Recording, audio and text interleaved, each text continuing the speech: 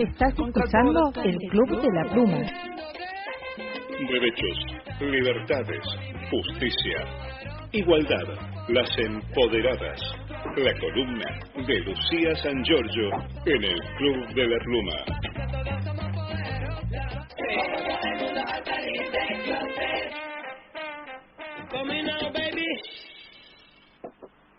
Contra el poder. Muy buenos días, querida compañera Lucía San Giorgio, ¿cómo estás? ¿Qué tal? Buenos días, Norbert. Muy bien, por suerte. Una mañana tranquila, escuchándolos.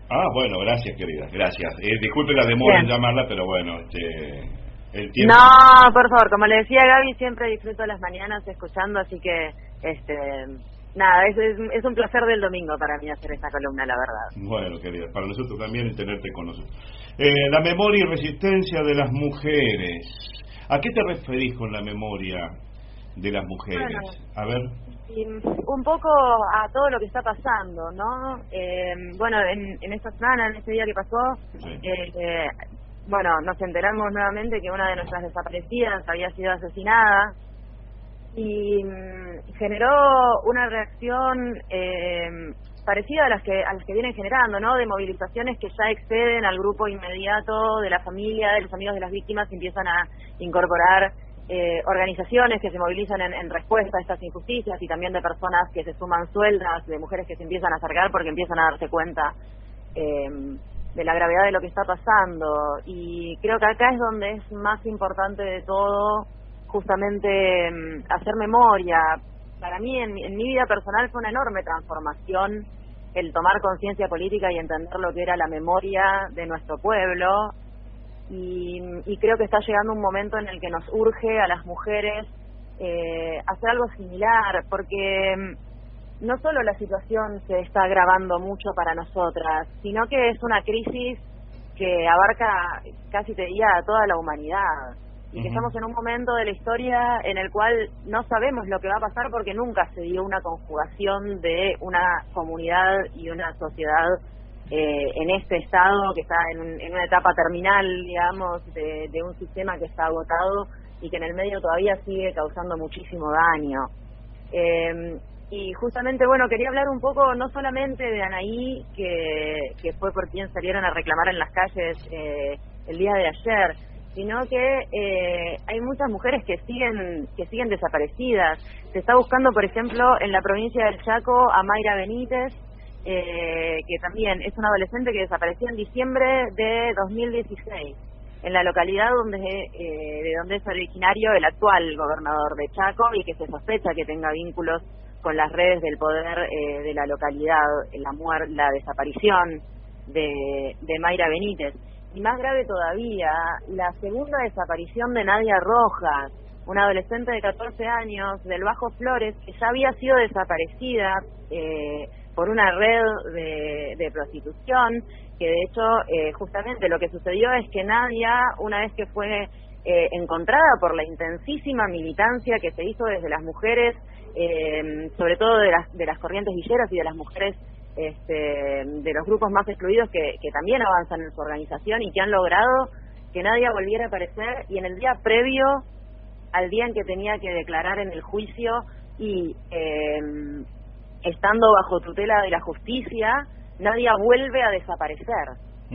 Es decir, esto es gravísimo, pero gravísimo en serio. Es gravísimo al nivel de la desaparición de Julio López, incluso, que se repite un patrón muy preocupante de una nueva desaparición, amén de que ambas desapariciones de Nadia fueron en democracia, o en esto que vamos a llamar democracia, ¿no?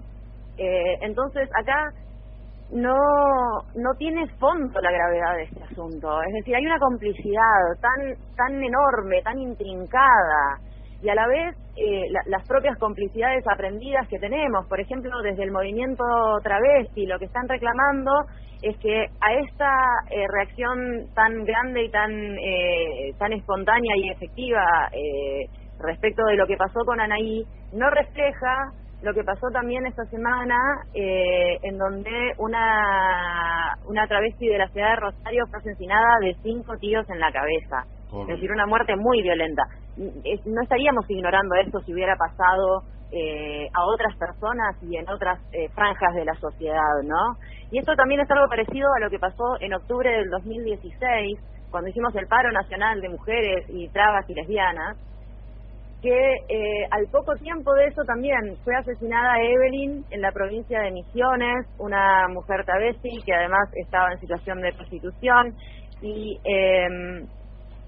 también no generó la misma reacción y sí hubo las mismas críticas del movimiento de travestis y trans, que son absolutamente justificadas. Ya hemos hablado de este tema también acá. Sí. Y bueno, la verdad es que es una situación, es terrible, es muy grave, es muy desesperanzador, porque tenemos a todas las fuerzas del Estado, sobre todo ese nudo dictatorial que es la conjunción de la policía con el poder judicial, en el cual, digamos, un solo fiscal, un solo juez le arruina la vida a cientos de miles de mujeres y familias, nos entregan a nuestros asesinos. Ya no es solamente complicidad, es participación, son parte de esto. Y también a un nivel más grande, ¿no? Porque los que evaden millones de dólares de la Argentina son los mismos que manejan las redes de explotación, sí, no solo de explotación sexual, sino de explotación a muchísimos niveles de toda la sociedad, porque el trabajo rural sabemos que es uno de los que se realizan en mayores condiciones de explotación y esclavitud. Y aparte están todos vinculados con el narcotráfico también. Exactamente, bueno, también muy importante. Por eso hablo de que en una situación macro, en una situación geopolítica, el poder concentrado, digamos, es el mismo poder con el que estamos luchando las mujeres, y que lo desesperanzador es que lo tenemos que hacer solo con nuestros recursos, que por más que nosotros podemos sumarnos a otras luchas, a la hora de pelear por nosotras muchas veces estamos solas. Y eso sí es difícil de pensar cómo vamos a hacer para superar esa instancia, porque nosotras estamos profundizando nuestra organización, se ha acelerado incluso esta situación por el momento social que se vive y también por la propia experiencia que vamos construyendo. Y sin embargo no alcanza porque además una sola desaparecida, una sola muerta es demasiado, y ya desde el primer día que nosotras dijimos ni una menos, sabíamos que esa era una consigna que era incumplible en esa misma situación, ¿no? Y realmente también es muy difícil no dejarse ganar, no dejarse derrotar, porque también hacer memoria tiene que ser importante para recordar que siempre podemos seguir en pie, que siempre hay alguien luchando, que siempre cuando desaparecemos hay alguien buscándonos. El padre de María Cash, también otro caso emblemático de desapariciones cuando no tenían la relevancia mediática que tienen hoy, y él falleció buscando a su hija y insistió hasta el último día que nunca dejáramos de compartir la foto de María. Sí. Y eso es lo que hacemos, ¿no? Y cómo podemos tener esperanza de encontrarlas a las que nos faltan hace tanto. A Marita Verón, que su madre Susana Trimarco jamás dejó de pelear, sino todo lo contrario, y así llegó a ayudar y a rescatar a muchísimas mujeres que de otra manera no hubieran tenido a nadie que las ayude. Sí. Pero son tantas las que faltan, y es tan brutal la violencia, y es tan invisible para la mayoría de las personas, ¿no? Hoy escuchaba lo que hablaban sobre el tema ambiental en base a estas obras de puentes y autovías que se están queriendo generar, y cómo muchas veces los propios vecinos de las localidades no entienden cómo eso afecta a sus vidas. Y pasa algo muy parecido con estas violencias, ¿no? Entonces después, obvio que un chiste parece bien intencionado o parece poca cosa, cuando no se está teniendo en cuenta este sistema profundo que, digamos, cada vez que tengo que hablar de esto necesito agregarle una capa de gravedad, porque entiendo que muchas veces no se entiende, no se nota cómo está todo esto vinculado. Estamos en una situación de violencia extrema. Es que precisamente, Lu, esa carga de gravedad es la que está en ausencia en la mayoría de las conciencias, de los discursos, en lo mediático, en lo cotidiano. ¿Por qué? Porque se privilegian otras cuestiones menores. Porque ¿para qué vamos a cargar las tintas con esto? ¿Para qué nos vamos a meter? ¿Para qué vamos a darle prensa a esto? No, o sea, y se minimizan, se esconden, se deforman, se ocultan realidades tan crueles que golpean de lleno y como una cachetada tremenda a la sociedad, pero el grueso de la sociedad, que elige mirar hacia otro lado, elige mirar hacia otro lado, no es solamente porque los medios o porque los políticos te conduzcan a ello, también hay una autodeterminación que decide, no, elijo no mirarlo, elijo no hacerme cargo de esto. ¿Por qué? Porque se trata de eso, de hacernos cargo. Cuando está eso de no hacernos cargo, y bueno, privilegiamos taparlo, ignorarlo, no existe, no, son por 2 o 3 locas de mierda. Claro, es que aparte está tan arraigado ese hábito cultural de no escuchar las voces de las mujeres, de no darles importancia, porque los varones están acostumbrados a que con las mujeres no necesitan negociar ni consensuar, porque en casi todas las situaciones están en condiciones de imponer sus términos. Entonces, este proceso que vos escribís, además, en el caso de las mujeres, se hace con una liviandad y con una comodidad, y por eso es tan jodido el machismo y la misoginia, porque tienen que ver, se forman junto con la identidad de la persona y terminan formando parte de la identidad de la persona. Por eso es tan difícil de desarmar, y por eso es tan importante hacer memoria, porque justamente por eso hago énfasis en esto, porque creo que la memoria es lo único que nos va a salvar y que nos va a permitir salir de esta situación. Tener siempre presentes a todas las luchadoras y acordarnos siempre en cada momento que todas ellas dieron la vida por esto, incluso a las que les fue arrebatada, porque eso es una guerra no declarada, sí. Porque cuando un tipo dice, después se quejan si las matan, lo que está haciendo es eso, es tomar de sicarios a los verdaderos asesinos para su propia comodidad, en lo que le convenga en un momento, para ignorar lo que no quiera ver o lo que no le convenga mirar. Entonces este sistema, y obviamente que lo mediático no es determinante, pero también influye muchísimo, y eso es también otro problema de gravedad de las que impacta de manera diferenciada sobre las mujeres, porque no solamente nos mantiene alienados, desinformados, bombardeados también a la vez de mentiras, sino que las mujeres ya partimos de una situación desigual, de un lugar subordinado, y entonces que eso se mantenga desde toda la fuerza del aparato mediático también es un gran obstáculo que hay que superar, y por eso también yo apuesto siempre a las nuevas maneras de comunicación y de organizar y de trabajar el periodismo, porque también el periodismo va a tener que sobrevivir a este cataclismo social que se está generando, no solamente en la Argentina, sino en todo el mundo, insisto. Esto es una situación mundial que jamás se dio, un reparto de poder y de recursos que nunca había pasado en la historia. Entonces claro, es difícil saber cómo se va a resolver esto. Y entender también el peligro que significa, ¿no? Esto, porque por eso yo siempre insisto también en prestar atención a las más violentadas, a las más desprotegidas, porque ellas son siempre las que van a pagar primero con su cuerpo y con su vida los errores o las malas decisiones o las omisiones que nosotros tengamos en la lucha, y por supuesto toda la violencia de la sociedad. Pienso también, por ejemplo, este 8 de marzo del 2017, en el cual pasó el caso de las niñas de Guatemala, donde el mismo 8 de marzo, mientras estábamos todos en toda América Latina marchando en contra de las muertes de las mujeres, a unas niñas que estaban en un hogar supuestamente seguro, un hogar católico además, las encerraron y las prendieron fuego para morir, porque se estaban revelando y denunciando los abusos que había. Murieron 43 niñas, 13 sobrevivieron en gravísimas condiciones de salud, las 13 sobrevivientes están embarazadas, y muchas de las niñas que murieron también. Es decir, el nivel de abuso y de impunidad que había en ese lugar era tremendo, pero tiene que ver con la situación de todas las mujeres. No es algo separado de lo que nos pasa a las mujeres en Argentina.